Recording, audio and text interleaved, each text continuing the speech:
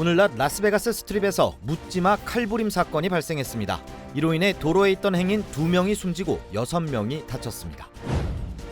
8개월 된 여아를 포함해 일가족 4명을 살해한 범인이 경찰에 붙잡혔습니다. 범인은 피해자가 운영하던 회사의 직원이었던 것으로 알려졌습니다. 동아프리카 우간다에서 에볼라 바이러스가 확산하면서 미 보건당국이 다음 주부터 주요 공항에 관련 검역을 실시할 예정입니다. 확산 중인 에볼라 바이러스에 대한 백신 역시 개발되지 않아 우려가 커지고 있습니다. 조 바이든 대통령이 마리화나 소지 혐의 유죄 판결을 받은 사람들에 대해 사면하겠다고 밝혔습니다. 사면 대상은 6,500여 명에 달할 전망입니다. 타임스퀘어 등 주요 공공장소에 총기 소지를 금지하는 내용의 법안에 대해 연방법원이 위헌이라며 제동을 걸었습니다. 여러분 안녕하십니까? 10월 6일 첫 소식입니다. 미국에서 하루가 멀다 하고 무차별 흉기 난동이 벌어지고 있습니다. 오늘 낮 라스베가스의 유명 호텔 카지노가 모여있는 스트립 한복판에서 벌어진 칼부림에 다수의 관광객들이 크게 다치고 그중 2명은 결국 숨졌습니다. 경찰은 범인을 체포하고 정확한 범행 동기를 조사 중입니다. 여준호 기자의 보도입니다. 오늘 낮 11시 40분쯤 라스베가스 스트립. 수많은 관광객들이 길을 가던 중 갑자기 한 남성이 도로를 가로지르며 주변 사람들에게 칼을 휘두르기 시작했습니다. And then I realized, oh, it's even worse. And I start hearing, at the same time, I'm seeing screaming and a guy take off his shirt to give chest compressions to the guy who dropped in front of me. I hear more screaming down here, and then immediately after that, more over here. And I'm like, okay, this is even worse than I thought it was. 용의자는 라스베가스 도로 동쪽 방면에서 남쪽으로 향하며 행인들을 상대로 무자비하게 칼을 휘둘렀고 이로 인해 흉기에 찔린 사람 중 2명이 숨지고 6명이 다쳤습니다. 부상자 가운데 5명은 인근 병원에서 치료를 받고 있지만 이 중 3명은 위독한 상태라 추가 인명피해도 우려되고 있습니다. 용의자는 30대 히스패닉계 남성으로 범행 직후 경찰에 체포됐습니다. Initial stabbing occurs on the sidewalk area. It appears unprovoked. There is no altercation beforehand. Suspect is a Hispanic male adult. He appears in his early 30s. He does not appear to be a local resident, that he is in our community recently. The weapon that was used in the attack is a large knife with a long blade. We did recover that weapon. 이번 사건에 대한 정확한 범행 동기는 알려지지 않은 상태입니다. 하지만 피해자 가운데 상당수가 스트립에서 관광객들에게 사진을 찍어주는 이른바 쇼걸 공연자들이었다는 목격자들의 증언이 나오면서 일각에선 범인이 쇼걸에게 사진을 찍어달라고 요청한 후 거부당하자 홧김에 범행을 저질렀다는 분석도 나오고 있습니다. 눈앞에서 벌어진 칼부림 사건에 수많은 관광객들은 하루 종일 불안에 떨어야 했습니다. It seems like the safety it's like, going sideways these days. 미 전역에서 잇따르는 강력 범죄에 이제는 총기에 이어 칼도 조심해야 한다는 주민들의 한탄 섞인 목소리가 커지고 있습니다. MBC 뉴스 여준호입니다. 한편 캘리포니아주에서는 무장비안에 납치됐던 일가족 4명이 납치 사흘 만에 모두 숨진 채 발견됐습니다. 희생자 가운데 8개월 된 여자아이가 있는 것으로 알려져 충격을 주고 있는데요. 용의자는 사건 이후 스스로 목숨을 끊으려고 시도하다 경찰에 붙잡혔습니다. 이두연 기자입니다. 캘리포니아주 머세드 카운티의 한 트럭 회사. 총으로 무장한 남성이 2 남성의 손을 묶은 채 어디론가 끌고 갑니다. 이후 여성과 아이가 따라 나섭니다. 지난 3일 무장기한이 일가족 4명을 납치하는 장면입니다. We need a public help right now. So I want to say strongly again to everybody whoever watching me, please help us out, come forward, so my family come home safe. Any small lead could get us to our family. 영상에 나온 일가족은 지난 5일 회사 인근 과수원에서 모두 숨진 채 발견됐습니다. 경찰은 여야를 포함해 일가족 4명을 살해한 용의자인 48살 헤수스 살가도를 체포했다고 밝혔습니다. 살가도는 피해자의 신용카드를 사용하다 경찰의 위치가 노출돼 덜미가 잡힌 것으로 알려졌습니다. 살가도는 체포되기 전 스스로 목숨을 끊으려 하다 실패해 중태에 빠진 상태로 검거됐고 현재 생명엔 지장이 없는 것으로 전해졌습니다. 경찰 조사 결과 용의자는 피해자가 운영하는 트럭 회사에서 한때 직원으로 근무했던 것으로 드러나 이번 범행과의 연관성을 조사 중입니다. Well, I can tell you right now, in 2005, he was arrested for something very similar. I'm hoping our district attorney's office goes for the death penalty. I'm going to tell you that right now. I'm not going to sugarcoat it, and I would like to be there when that happens. That's how pissed I am with this. 경찰은 살가도를 상대로 정확한 범행 동기를 조사하는 한편 공범이 있을 것으로 보고 수사 중입니다. MBC 뉴스 이두현입니다. 현재까지 백신이 개발되지 않은 종류의 에볼라 바이러스가 아프리카 우간다에서 확산하면서 미국 보건당국이 긴장하고 있습니다. 연방질병통제예방센터 CDC는 최근 우간다에서 에볼라 바이러스 감염 사례가 급증하고 있다면서 다음 주부터 미국의 주요 공항으로 입국하는 우간다 방문객들에 대한 바이러스 검사를 실시할 예정이라고 밝혔습니다. 에볼라 바이러스 검사를 실시하는 주요 공항은 JFK와 뉴요크 국제공항, 애틀란타, 시카고 오헤어, 워싱턴 덜레스 공항 등 5개 공항으로 우간다 방문객의 62%가 이들 공항을 통해 입국하고 있는 것으로 알려졌습니다. 한편 최근 우간다에서는 지난달 첫 에볼라 바이러스 감염자가 발견된 이후 현재까지 최소 30여 명이 숨졌으며 확인된 바이러스는 5가지 유형의 에볼라 바이러스 중 백신이 개발되지 않은 바이러스 유형으로 전해졌습니다. 바이든 대통령이 오늘 마리화나 소지 혐의로 유죄 판결을 받은 사람들에 대해 사면하겠다고 밝혔습니다. 뉴욕타임즈 등 주류 언론에 따르면 바이든 대통령은 마리화나를 단순히 소지했다는 이유로 사람들을 감옥에 보내는 일은 너무 많은 삶을 망치는 일이라며 이미 여러 주에서는 합법화됐다고 전했습니다. 또 이런 범죄의 기록이 고용과 주거 기회에 불필요한 장벽을 부과했다며 사면 방침을 확인했습니다. 이번 발표로 오늘 뉴욕 증시에서 마리화나 관련주가 급등했습니다. 틸레이는 30.87%, 캐노피는 22.15% 상승 마감했습니다. 한편 바이든 대통령의 이번 조치로 1992년부터 지난해까지 연방법에 의해 마리화나 소지 혐의로 유죄 판결을 받은 6,500명이 사면될 전망입니다. 미국의 인기 메디컬 드라마 스크럽스를 만든 헐리우드 유명 제작자 에릭 와인버그가 성범죄 혐의로 기소됐습니다. LA 카운티 검찰은 와인버그가 여성 5명을 성폭행했다며 18건의 중범죄 혐의를 적용해 기소했다고 밝혔습니다. 검찰은 와인버그가 지난 2014년에서 2019년까지 사진 촬영을 미끼로 젊은 여성들을 유인해 각종 성범죄를 저질렀으며 지난 2014년에는 증거 부족으로 기소하지 못했다고 전했습니다.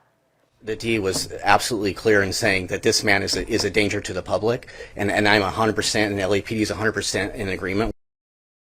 검찰은 성명에서 와인버그는 자신의 헐리우드 경력과 권력을 이용해 젊은 여성들을 유혹했다며 희생자들 중 일부는 평생 트라우마를 안고 살아야 한다고 지적했습니다. 와인버그는 현재 $500만 보석금을 내고 풀려났고 오는 25일 형사재판 절차가 진행될 예정입니다. 전 세계 관광객이 모여드는 맨하튼 타임스스퀘어 등 뉴욕의 주요 공공장소에서 총기 소지를 금지하는 주정부의 계획이 한 달 만에 무산됐습니다. 뉴욕주 시러큐스 연방법원은 뉴욕의 총기 소지 관련 법의 내용이 위헌적이라면서 법 집행을 금지하는 판결을 내렸습니다. 지난 9월 1일부터 시행된 이 법안은 미국에서 합법적으로 총기를 소유한 사람도 타임스퀘어 등 공공장소에서는 총기를 소지할 수 없도록 하는 내용이 담겼습니다. 하지만 연방법원은 총기를 노출하지 않고 소지하는 것 자체까지 금지하는 것은 받아들일 수 없다고 지적했습니다. 이에 대해 캐시 호걸 뉴욕 주지사는 성명을 발표하고 연방법원의 판결은 매우 실망스럽고 무모한 결정이라며 우리는 뉴욕 주민들의 안전을 위해 단호하게 행동하고 연방 항소법원에 이의를 제기할지는 신중히 검토할 것이라고 전했습니다. 은행을 100개 이상 털었다고 주장한 강도가 출소한 지 5년 만에 또다시 은행을 털다 붙잡혔습니다. 보스턴 경찰국은 59세 윌리엄 세케이라가 매사추세츠주 백베이 지역에 위치한 시티즌스 은행에서 돈을 강탈하려 한 혐의로 체포했다고 밝혔습니다. 이어 조사 과정 가운데 세케이라가 최근 2번의 강도 행각도 벌인 것으로 드러나 함께 재판받게 될 것이라고 전했습니다. 한편 세케이라는 법정 TV 프로그램 컷인 프로비덴스에 출연해 자신이 100개 이상의 은행을 털었다면서 은행 강도범을 주제로 한 영화 더 타운의 주인공이 자신이라고 주장했습니다. 교차로에서 한 차량이 인근 교통사고 현장을 구경하다 2차 사고가 발생하는 일이 벌어졌습니다. 둘루스 경찰국이 공개한 영상에 따르면 인더스트리얼 블러버드 교차로에서 한 차량이 적색 신호가 뜬 줄 모르고 다른 차들의 교통사고 처리 현장을 구경하면서 운전하다 다른 차량을 들이받았습니다. 상대 차량의 운전자는 신호를 받고 교차로를 지나가다 해당 차량과 충돌했고 이로 인해 차량은 전복됐지만 양측 모두 심각한 부상은 입지 않은 것으로 알려졌습니다. 둘루스 경찰국은 페이스북에 이 영상을 공개하고 운전 중 한눈을 파는 행위에 대한 주의를 다시 한번 당부했습니다. 서류 미비 청년에게 임시 체류 신분을 부여하고 있는 추방 유예 프로그램 다카가 불법이라는 연방 항소법원의 판결이 나왔습니다. 제5순회 항소법원은 지난 2012년 오바마 행정부가 행정명령을 통해 시행한 다카 프로그램은 법적 권한이 없다고 판결했습니다. 이번 판결은 지난해 7월 바이든 행정부가 다카의 신규 등록을 허용하는 행정명령을 내리자 이를 중단해달라는 소송에 따른 것으로 앞으로 연방 대법원의 판결에 따라 프로그램 존폐가 결정될 전망입니다. 현재 다카 프로그램을 혜택받고 있는 서류 미비 청년의 숫자는 80만 명이며 대부분 중남미 출신이 많고 이 가운데 한인은 6천여 명에 달하는 것으로 추산됐습니다. 내년 세계 경제가 예상보다 더 침체되고 많은 나라가 장기 침체를 겪을 수 있다고 IMF 총재가 경고했습니다. 당분간 경제는 불확실성의 세계로 들어가고 예상보다 큰 충격이 발생할 수 있다고 말했습니다.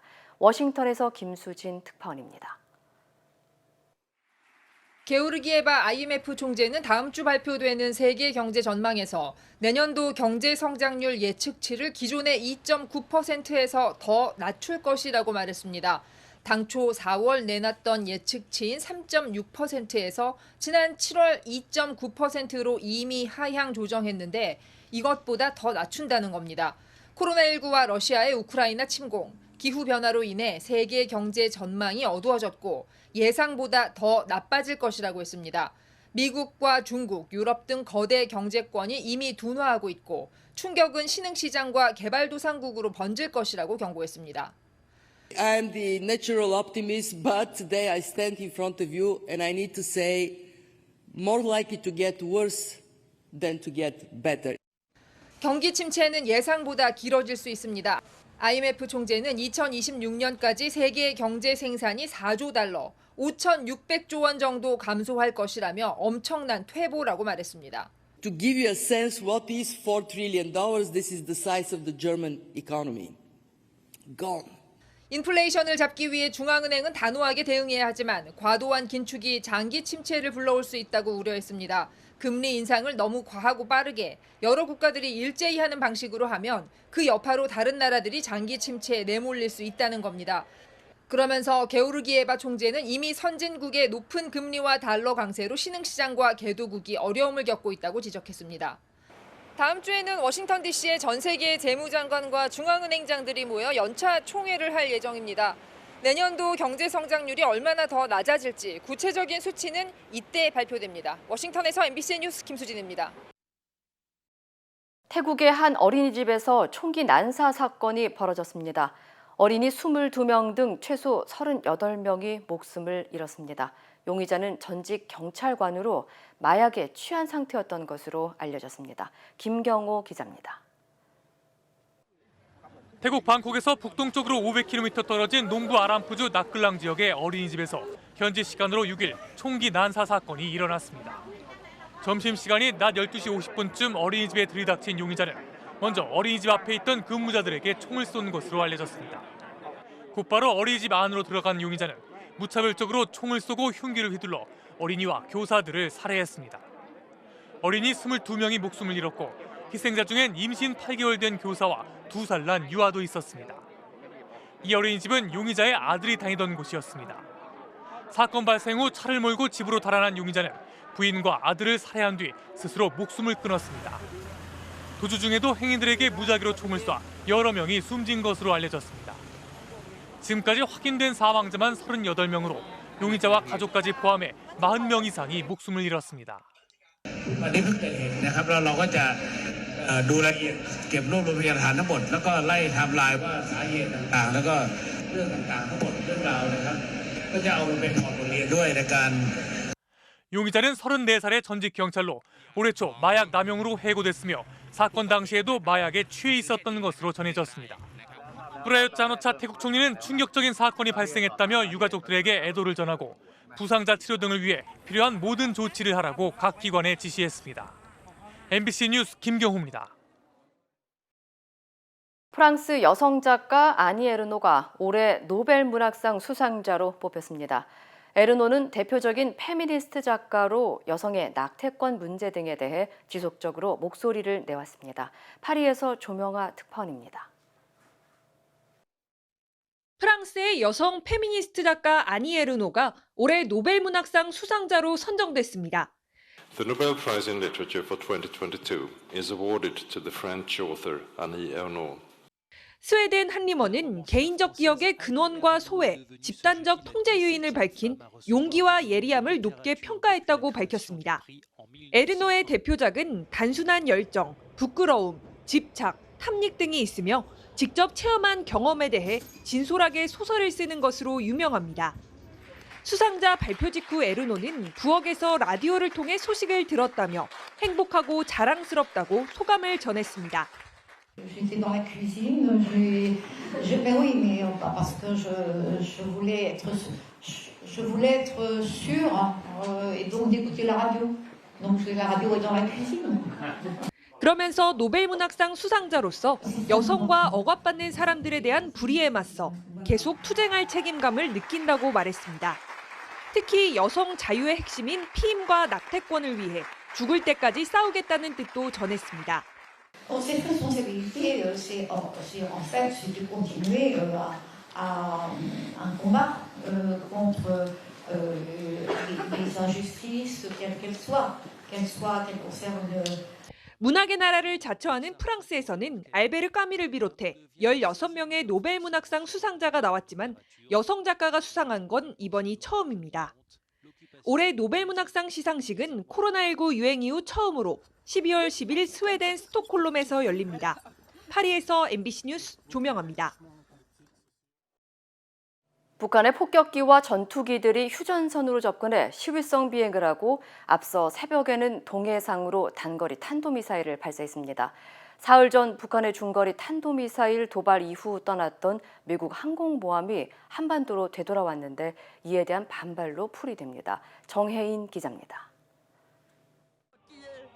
어제 오후 2시쯤 북한군의 폭격기 4대와 전투기 8대가 특별감시선 이남으로 시위성 비행을 했습니다. 특별감시선은 전투기의 빠른 속도를 고려해 우리 군이 설정한 선으로 휴전선에서 북쪽으로 수십 킬로미터 떨어져 있습니다. 우리 군은 F-15K 등 전투기 30여 대를 동원해 즉각 대응했다고 밝혔습니다. 이후 북한 전투기 편대는 황해도 곡산 일대에서 황주 쪽으로 비행하며 1시간 동안 공대지 사격 훈련을 한 것으로 보입니다. 북한군의 이런 시위 비행과 공대지 사격 훈련은 매우 이례적인 일로 한꺼번에 10대 넘는 전투기 편대를 동원한 건 사실상 처음인 것으로 알려졌습니다. 북한은 앞서 어제 새벽 6시쯤엔 평양 삼석 일대에서 동해상으로 단거리 탄도미사일 2발도 발사했습니다. 첫 미사일은 350여 킬로미터를 80여 킬로미터의 고도로 날아갔고 이어진 미사일 한 발은 800여 킬로미터를 60여 킬로미터의 고도로 비행한 것으로 군 당국에 탐지됐습니다. 사흘 전 일본 열도를 가로지르는 중거리 탄도미사일을 쏘아올린 뒤 이번에는 서로 다른 단거리 미사일을 섞어 쏜 것으로 추정됩니다. 이제 소위 섞어 쏘면서 어느 시간대, 어느 장소에도 다 가능해 이거거든요. 그만큼 이제 우리가 대응하기 어려운 북한은 이번 단거리 탄도미사일 발사가 미국 핵추진 항모의 한반도 수역 재진입에 대한 반발인 점을 분명히 했습니다. 북한 외무성은 공보문을 통해 미국이 항공모함을 다시 끌어들여 정세 안정에 위협을 조성하고 있는 점에 주시하고 있다고 밝혔습니다. MBC 뉴스 정혜인입니다. 한국군이 발사한 현무2 미사일이 추락한 사고와 관련해 국회 국정감사에서 여야의 질타가 이어졌습니다. 하지만 지적하는 부분은 조금 달랐습니다. 서혜연 기자입니다. 합동참모본부의 국정감사에 참석한 김승겸 합참의장은 미사일 추락 사고에 대한 사과로 인사말을 마무리했습니다. 주민들과 국민 여러분께 심려를 끼쳐드린 데 대해 매우 송구스럽게 생각합니다. 하지만 송구하다는 표현이 책임감 없는 말이라는 지적을 받자 표현을 바꿔 거듭 사과했습니다. 송구하다는 표현이 적절하지 못했으면 제가 죄송하다는 표현으로 다시 저의 마음을. 여야는 한 목소리로 군의 대처를 질타했지만 추궁하는 책임 주체는 달랐습니다. 여당인 국민의힘은 9.19 군사 합의로 인해 강릉 도심에서 사격을 하게 됐다며 문재인 정부 책임론을 폈습니다. 과거에 마차진이라고 위험성도 없고 안전한 사격장이 있었는데 왜 인구 밀접지고 9.19 군사 합의에 따라서 그 지역에서 사격을 할 수 없는 상황이 되었습니다. 반면 야당인 더불어민주당은 군 당국이 국민의 머리 위에 미사일을 발사했는데도 사고 후 대통령의 지시가 없었다고 지적했습니다. 대통령 지시사항이 전혀 없었습니까? 제가 알지 못하고 있습니다. 대통령이 아무런 지시가 없었다? 이게 지금 정상적인 안보 상황이라고 생각하십니까? 이걸 안보 공백이라고 부르지 않고 뭐라고? 여야가 전 정부와 현 정부 탓을 하며 공방을 벌이는 가운데 김 합참의장은 무기 제작상에 일부 결함이 있었던 것을 현무2가 추락한 원인으로 꼽았습니다. ADD에서 지금 초기 판단하는 것은 제어계통의 장치 결함인 것으로 현재 초기 평가를 하고 있습니다. 합참은 발사 전 점검 절차에는 문제가 없었다면서도 기존 보유 탄도를 전수 검사하고 업체의 제작 관리 과정까지 확인할 예정이라고 밝혔습니다. MBC 뉴스 서혜연입니다. 이렇게 북한의 탄도미사일 발사가 잇따르는 가운데 윤 대통령과 일본 총리가 전화통화를 했습니다. 두 정상은 북한의 미사일을 중대한 도발 행위라고 규탄했고 한일 양국이 다양한 현안에서 협력할 파트너라는 데 공감했습니다. 이정은 기자입니다. 어제 오후 윤석열 대통령과 기시다 후미오 일본 총리가 25분 동안 전화통화했습니다. 두 정상은 북한의 탄도미사일 발사가 한반도는 물론 국제사회의 평화와 안전을 위협하는 심각하고 중대한 도발 행위라 규탄했습니다. 안보리 결의 위반 행위에 대해 강력한 대북 메시지를 보내는 것이 필요하다고. 북한의 도발이 중단돼야 하고 도발에는 대가가 따른다는 메시지를 북한에 정확히 전달해야 한다는 데에도 두 정상이 인식을 같이 했습니다. 그러면서 한일 정상은 한미일 3자 간의 안보 협력이 중요하다는 점을 강조했습니다. 한미일 세 나라가 독도 인근 동해상에서 미사일 방어 훈련을 펼치고 있고 미국의 핵추진 항공모함 로널드 레이건호가 뱃머리를 돌려 훈련에 참가하는 상황을 고려한 걸로 보입니다. 과거사 문제에 대한 언급이 공개되진 않았는데 대통령실은 두 나라가 다양한 현안에서 협력해야 할 파트너라는데 정상들이 공감했다고 밝혔습니다. 그러면서 대통령실은 두 정상이 양국 관계에 긍정적인 흐름이 있음을 평가했고 외교적 노력을 계속하며 다양한 현안에 대해 수시로 격의 없이 소통해 나가기로 했다고 덧붙였습니다. 기시다 총리도 전화통화 이후 한미일 안보 협력의 중요성을 확인했다며 한일 관계의 다양한 과제에 대해 짧은 대화가 있었다고 밝혔습니다. MBC 뉴스 이정은입니다. 국민의힘 윤리위원회가 이준석 전 대표에게 당원권 정지 1년의 추가 징계를 내렸습니다. 이 전 대표가 당헌 개정을 위한 전국위원회 개최 자체를 막는 가처분을 신청하고 모욕적 언행들을 반복한 것은 중대한 해당 행위라고 판단했습니다. 조희원 기자입니다. 자정을 넘겨 끝난 국민의힘 윤리위원회는 이준석 전 대표에 대해 당원권 정지 1년의 추가 징계를 내렸습니다. 윤리위는 당의 민주적 의사결정 절차인 전국위원회 개최 자체를 막기 위해 이 전 대표가 낸 가처분 신청을 핵심 징계 사유로 꼽았습니다. 가처분 신청을 한 것이 이 민주적인 절차를 배격하는 것으로 당원권이 정지된 당대표의 지위와 당원으로서 매우 부적절한 행위라고 판단합니다. 또 이 전 대표가 당 소속 의원 등에 대해 지속적으로 모욕적 표현을 사용하며 당내 혼란을 가중시키고 민심 이탈을 촉진시켰다고 판단했습니다. 윤리위는 이 같은 행동들이 윤리위 규정상 해당 행위이자 품위유지 의무 위반에 해당한다고 밝혔습니다. 윤리위는 어젯밤 9시까지 이 전 대표에게 출석을 요구했지만 이 전 대표는 출석하지 않았습니다. 앞서 이 전 대표 측은 윤리위가 구체적 징계 사유도 설명하지 않고 소명을 요구해 위법하다며 징계 결정을 연기해야 한다고 주장했지만 윤리위는 받아들이지 않았습니다.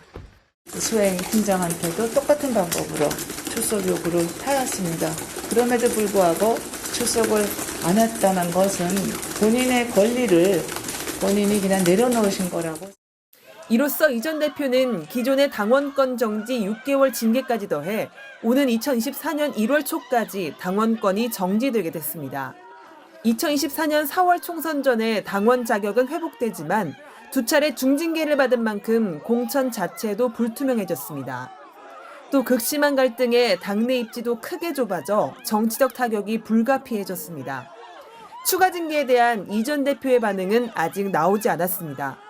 친이준석계인 허은하 의원은 윤리위 결정 직후 SNS에 보수의 자유가 사라진 날이라며 국민은 없고 힘만 있는 일방통행 정당이 됐다고 비판했습니다.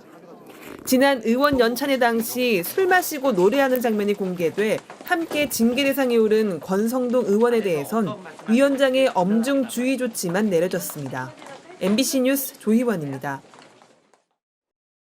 우크라이나 군과 전쟁 중인 러시아 병사들이 장갑차에 백기를 달고 투항하는 모습이 공개됐습니다. 관련 소식 전해드립니다. 현지 시간 6일 우크라이나 군 당국이 공개한 영상인데요. 매복 중인 우크라이나 병사 앞으로 다가오는 러시아 보병 전투 차량 포신에 백기가 걸려있고 병사들도 두 손을 들고 내려와서 바닥에 엎드리며 투항 의사를 밝히는데요. 투항 장면이 공개되자 잘한 결정이라며 러시아 병사들의 용기를 칭찬하는 댓글이 달리기도 했습니다. 최근 우크라이나 점령지를 합병한 러시아가 우크라이나에 거듭 패배하면서 군 지휘부에 대한 비판이 확산하고 있는데요. 점령지의 한 친러시아 관료가 러시아 국방장관을 상대로 자살이 마땅하다는 취지의 극언을 한 사실이 알려지기도 했습니다. 우크라이나 전쟁으로 시작된 에너지 수급 위기에 올겨울 영국과 프랑스 등 유럽에 비상이 걸렸습니다. 현지 시간 6일 프랑스 정부는 광범위한 에너지 대책을 발표했는데요. 정부와 공공기관의 경우 실내 온도가 19도 이상으로 오르지 않게 하고 찬물로 손을 씻도록 하는 등 난방과 온수 사용을 제한하기로 했습니다. 영국에서도 올겨울 가정에 돌아가면서 전기가 끊기는 순환 정전 사태가 벌어질 수도 있다는 경고가 나왔는데요. 한 영국 에너지 업체는 가스 수입이 급감하는 최악의 시나리오에서는 아침이나 초저녁 등 피크타임에 최대 3시간 정전이 될 수 있다고 밝혔습니다. 지난 8월 러시아 사상가 알렉산드르 두긴의 딸 다리아 두기나가 차량 폭발로 사망한 사건과 관련해 우크라이나 정부 내부 조직이 이를 승인한 것으로 미국 정보당국이 믿고 있다고 CNN이 보도했습니다. 다만 미국 정보당국이 차량 폭발 계획을 미리 알진 못했고 누가 정확히 암살을 승인했다고 보는지도 불분명하다고 밝혔는데요. 앞서 러시아 연방보안국은 우크라이나 남성과 여성 각각 1명이 이 사건에 개입했다고 발표했고요. 우크라이나는 이를 강하게 부인했습니다. 이 시각 세계였습니다. 인터넷과 SNS에서 화제가 된 소식들 알아보는 투데이 와글와글입니다. 한 택시기사가 택시비를 내지 않고 도망가는 만취 손님을 잡으려다가 도리어 봉변을 당했다는 소식부터 만나보시죠. 지난달 17일 경기도 성남시의 한 골목에 건장한 남성이 비틀거리며 들어옵니다. 잠시 후 또 다른 남성이 헐레벌떡 따라 뛰어오는데요. 술에 취한 20대 승객이 택시비 10,000원을 내지 않고 도망가자 70대 택시기사가 뒤쫓아온 겁니다. 하지만 이 승객은 택시 기사를 밀치더니 바닥에 눕혀 얼굴과 머리를 때리는데요. 택시 기사는 다시 가해자에게 매달려 보지만 역부족인 듯 이리저리 끌려다닙니다. 이 과정에서 피해자는 가해자에게 휴대전화로 눈을 맞은 탓에 한쪽 눈에 각막이 찢어져 시력이 저하되는 후유증에 실명 위기까지 놓였습니다. 경찰에 붙잡힌 가해자는 당시 술에 취해 기억이 나지 않는다고 진술했다가 CCTV를 보여주자 혐의를 인정했는데요. 조사에서 그는 택시 호출 어플리케이션으로 택시비가 이미 결제된 것으로 착각했다며 요금을 안 낸 줄 몰랐다고 진술했습니다. 지난달 19일 야외 테이블에서 음식을 먹고 있는 4명의 남성. 차 한 대가 가게 앞에 멈춰서더니 뒤늦게 온 남녀가 합류합니다. 충남 아산시의 모처에서 횟집을 운영하는 지인이 음식값을 지불하지 않고 도망가는 이른바 먹튀 피해를 당했다며 온라인 커뮤니티에 올라온 장면인데요. 글쓴이는 남녀 6명이 총 22만 원어치 술과 안주를 실컷 먹고 사라졌다고 주장했습니다. 그러면서 동생이 일주일 넘게 동네 근처를 수소문하며 일행을 찾으려 했지만 소용이 없었다고 밝혔는데요. 경찰에 신고도 했지만 성과가 없다고 답답함을 토로하면서 이들을 잡을 수 있게 도와달라고 말했습니다. 무전 취식은 경범죄에 해당돼 10만 원 이하의 벌금 등의 처벌을 받게 되는데요. 다만 고의적이거나 상습적일 경우 형법상 사기죄로 10년 이하의 징역 또는 2천만 원 이하의 벌금에 처해집니다. 중국의 한 공항에서 코로나19 방역을 이유로 총을 든 무장 요원들을 동원하면서 관광객들과 대치하는 상황이 발생해 논란입니다. 중국 윈난성의 한 공항에서 흰색 방역복을 입은 요원들이 웬 총과 방패를 들고 서 있는데요. 흥분한 사람들이 이들을 향해 소리치자 험악한 분위기가 펼쳐집니다. 영국 텔레그래프의 보도인데요. 최근 이 지역에 코로나 확진자가 발생하자 방역당국이 도시를 봉쇄하면서 공항에 총을 든 무장 요원이 나타난 겁니다. SNS에 영상을 올린 누리꾼은 승객 중 일부는 총을 든 요원들에게 우리 모두를 죽일 셈이냐라고 소리치기도 했다고 말했는데요.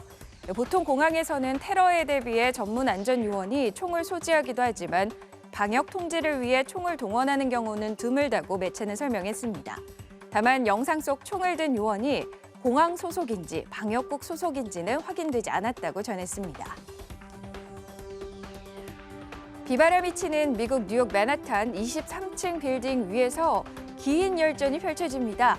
양복을 입고 구두까지 신은 한 남자가 누군가와 휴대전화로 통화하는 것 같더니 180도로 태도가 돌변. 와, 마치 스턴트맨처럼 지붕과 지붕 사이를 성큼성큼 거침없이 뛰어다니는데요. 1907년 지어져 2003년에 새로 고친 고딕 양식의 이 건물은 높이가 324피트, 97.2m가 조금 넘는다는데 참 강심장이죠. 현재까지도 이 남성의 정체는 베일에 쌓여 있는 데다 왜 이런 행동을 했는지조차도 알려지지 않아서 누리꾼의 관심이 뜨겁습니다. 날렵한 그의 몸놀림을 보니 한두 번 뛰어본 솜씨는 아닌 것 같네요. 누가 이랬을까요? 세계 3대 박물관 중 하나인 바티칸 박물관 바닥에 조각상 2점이 나뒹굽니다. 그중 한 흉상은 받침대에서 완전히 떨어져서 조각 일부가 파손됐는데요. 알고 보니 프란치스코 교황과의 대화를 요구했다가 거절당한 미국인 관광객이 흥분해서 유물을 냅다 바닥에 내동댕이 친 겁니다. 와장창, 박살난 조각상은 서기 1세기에 제작된 흉상으로 약 1900년 된 고대 유물입니다. 황당한 소동에 파손된 고대 흉상 2점은 박물관 보건연구실로 옮겨진 상태인데요. 현지 경찰은 이 관광객을 체포해 사고 경위를 조사하고 있습니다. 투데이 와글와글이었습니다.